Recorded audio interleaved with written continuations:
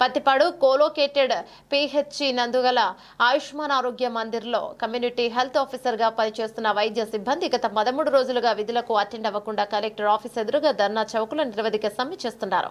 వారి యొక్క ప్రధానమైన డిమాండ్లు 6 సంవత్సరాలు నిండిన మరియు సిహెచ్ఓలను రెగ్యులర్ చేయాలని డిమాండ్ చేశారు. ఏపీఎంసీ జిల్లా వైస్ ప్రెసిడెంట్ గా గెర్ర వనజ మాట్లాడుతూ ఎన్హెచ్ఎం ఉద్యోగులతో సమానంగా 23% వేతన సవరణ చేయాలని, పెండింగ్ లో ఉన్న అద్దె కరెంటు బిల్లు బకాయిలను వెంటనే చెల్లించాలని, సిహెచ్ఓలకు ఎక్స్ గ్రేషియస్ ఇవ్వాలని మరియు ఈపీఎఫ్ఓను పునరుద్ధరించాలని, నిర్దిష్టమైన జాబ్ ఛార్జ్ వెంటనే అమలు చేయాలని మరియు ఎఫ్ఆర్ఎస్ నుంచి సిహెచ్ఓలకు మినహాయింపు ఇవ్వాలని డిమాండ్ చేశారు. కార్యక్రమంలో M Vijayamma, B Mounika, T Mounika, B Surekha తదితర సిహెచ్ఓలు పాల్గొన్నారు. పనిచేస్తున్న కమ్యూనిటీ హెల్త్ ఆఫీసర్ అందరినీ ఈరోజు మీడియా ముందుకు వచ్చి ఉన్నామండి. మేము గత నెలలో 24-25 తారీఖులో కూడా విజయవాడ ధర్నా చౌక్లో మేము సమ్మె చేసి ఉన్నాము.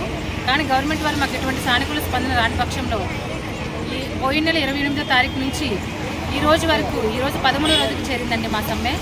మేము కలెక్టర్ ఆఫీస్ ఎదురున్న ధర్నా చౌక్లో సమ్మె చేస్తూ ఉన్నాము. రోజు మా న్యాయమైన హక్కుల గురించి మేము గవర్నమెంట్ వారిని అడుగుతూ ఉన్నాము.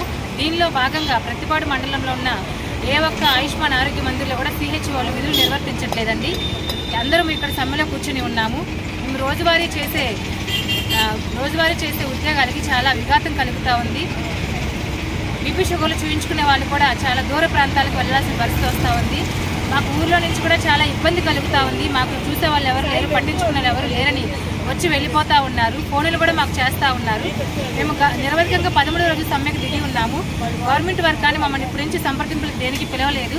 మా న్యాయమైన డిమాండ్ కోసం మేము పోరాడుతూ ఉన్నాము. మా న్యాయమైన హక్కులు ఏంటంటే 6 సంవత్సరాలు మేము సిహెచ్ఓలు రెగ్యులర్ చేయాలి. 23% హైక్ ఎన్హెచ్ఎం వాళ్ళకి వర్తింపజేసే విధంగా మా సిహెచ్ఓలు కూడా వర్తింపజేయాలని, 5% యాన్యువల్ ఇంక్రిమెంట్ గురించి మేము అడుగుతూ ఉన్నాం. ఈపీఎఫ్ఓను కూడా పునరుద్ధరించమని అడుగుతూ ఉన్నాం. మేము చనిపోయిన తర్వాత సిహెచ్ఓలు ఎవరైనా ఉద్యోగం నుండి చనిపోతే వాళ్ళకి చనిపోయిన తర్వాత ఎక్స్గ్రేషియా కూడా ప్రకటించాలని అడుగుతూ ఉన్నాము. నిర్దిష్టమైన జాబ్ చార్ట్ కావాలని మేము అడుగుతూ ఉన్నాము. అంతేకాకుండా పెండింగ్ ఇన్సెంటివ్స్ వెంటనే విడుదల చేయాలని మేము గవర్నమెంట్ వారికి విన్నవించుకుంటా ఉన్నాము. కానీ గవర్నమెంట్ నుంచి మాకు ఎటువంటి స్పందన రాలేదు.